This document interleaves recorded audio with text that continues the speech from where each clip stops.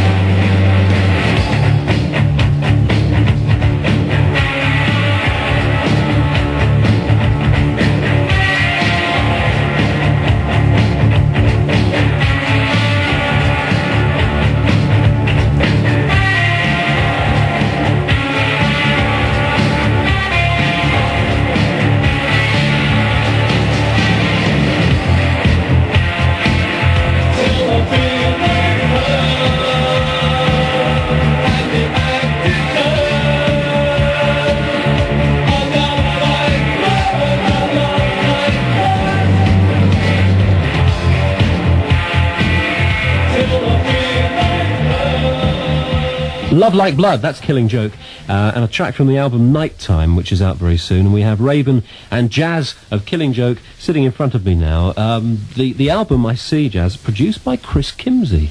That's right. He's Rolling Stones is the name that throws into my mind. I know. I'm ashamed of myself. Right? I'm ashamed.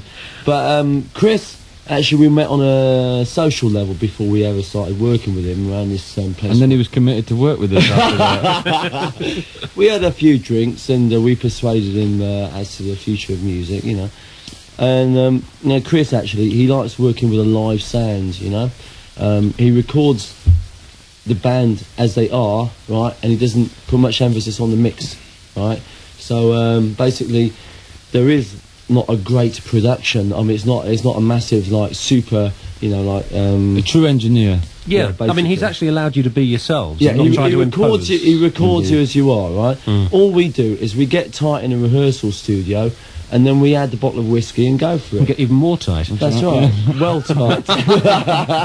You recorded the thing, I see, actually, Raven. You recorded at the Hansa Studios near the Berlin Wall. That's right. We were there for 5 weeks. Great studio. People talk about the atmosphere there. That in fact, the reason that wall is outside, that it does It's sort of interesting remind to you. play the backing tracks back and watch with the binoculars from the control room and see the East German guards bobbing up and down in the towers, you know, with their windows open too. I believe that. Actually, it was one hell of an atmosphere when we recorded at night time, yeah, because I've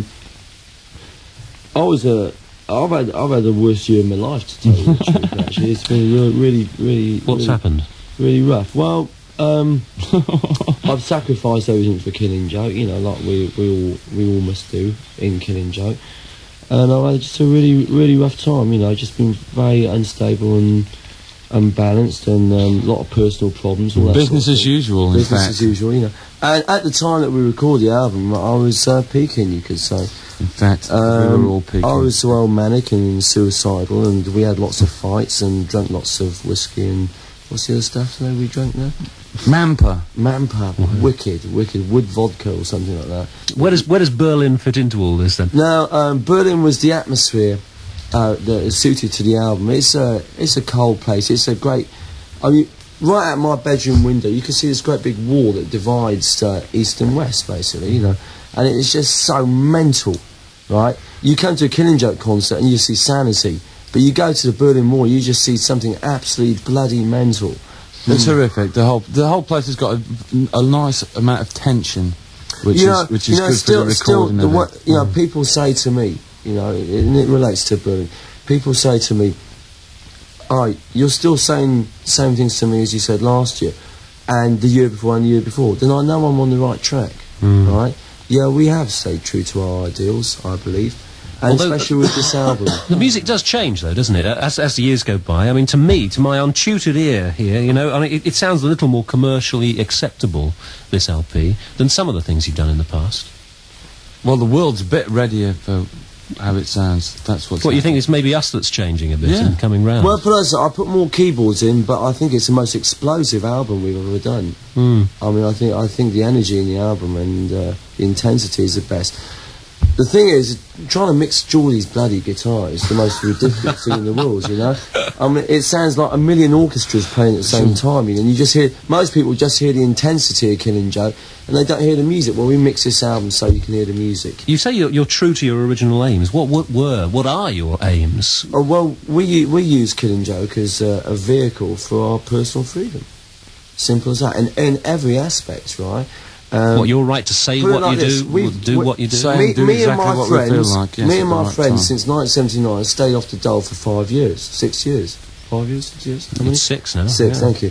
And we've been around the world doing it, and now we've got an enormous audience, right? We've never had one hit single, let me tell you. We're playing 2 nights at Hammersmith, we're playing big gigs now, you know? And we're doing a Japanese tour, we're going to Australia, New Zealand, all that rubbish, right? And the fact is, we're doing things that, you know, Bananarama, well, maybe not Bananarama, all these other sort of commercial bands are doing, you know. And we have stayed true to our ideals, yes, I believe so. Though we have expanded musically. You have a political reputation too, don't you, of being a political band? That's right. We don't even agree with democracy. One Direction, Nice Shiny Boots, brass bands. we go very much by the bang a drum and everyone will follow you routine. At this point, we bang a drum then. Okay, this is Darkness Before Dawn. Darkness Before Dawn. That's Killing Joke from their LP Nighttime. We're talking to Jazz and Raven from Killing Joke. And Jazz, you have a sort of. You have 2 sides to your musical career, don't you? Because as well as Killing Joke, you do write music that people could call serious music, or whatever. How would you define it? Well, Killing Joke is what I call serious music, but I write for orchestra as well, you know, which might seem a bit strange to some people. But the fact is, I was brought up that way and I was taught that way, so I use it, right? I like the orchestra, and I've written my first symphony, which has taken me 2 years, right? What's the difference then between working with an orchestra and working inside the band context like this? I've just tried to musically portray what I see as a future, basically, within my orchestral music and with Killing Joke. What is the future that you see? Well, a very different one. One where, you know, we won't be sipping pints down the pub, and one where we won't be even listening to, like, vinyl going around on a turntable. One where we'll have to adapt to a different style of living. One where the Northern Hemisphere won't mean as much as the Southern Hemisphere. You know, people actually ask me, they say, what should I do? Do you think there's going to be a nuclear war and all this sort of thing? And we say yes. And we think there is going to be a nuclear war. We always did. And all I can say to people is, well, yes, it's going to happen in your lifetime. And the Southern Hemisphere, I believe that there'll be small islands of people that will actually survive it. This is a pretty sort of depressing thought. I mean, you're not trying to do something to change it. Glorious. Well, think about you know, Culture Club and Wham all going up in one nice flash. I think it's marvellous good stuff. You've just been doing some dates in Europe too, haven't you? Have they? In Spain and Portugal, marvellous. Yeah, we're absolutely marvellous. So we like the sort Do of... they listen to the words over there? They love it. Do they? Yeah. I mean, they get me to translate it. I was asked to do a lecture out there for Madrid University, you know. And I've done quite a few talks out there, etc. You know. And how settled is Killing Joke now in terms of line-up and? Yeah, this is forever, right? We've got the two Pauls, Paul Raven and Paul Ferguson. Well, I'll tell you, they're the Sly and Robbie of the new music, right? That's the rhythm section. Sly and Dodgy. And you know, Geordie's wearing, like, you know, his usual, like, big boots and black leather jacket, and he's playing his usual sound. And we drink more than we ever did. Gentlemen, thank you very much indeed. Thank you. And shall we play the title track from the LP? Let's What, do Love that. Like Blood? No, that's a single. Sorry about that. This is Nighttime, Killing Joke. It's fanaticism.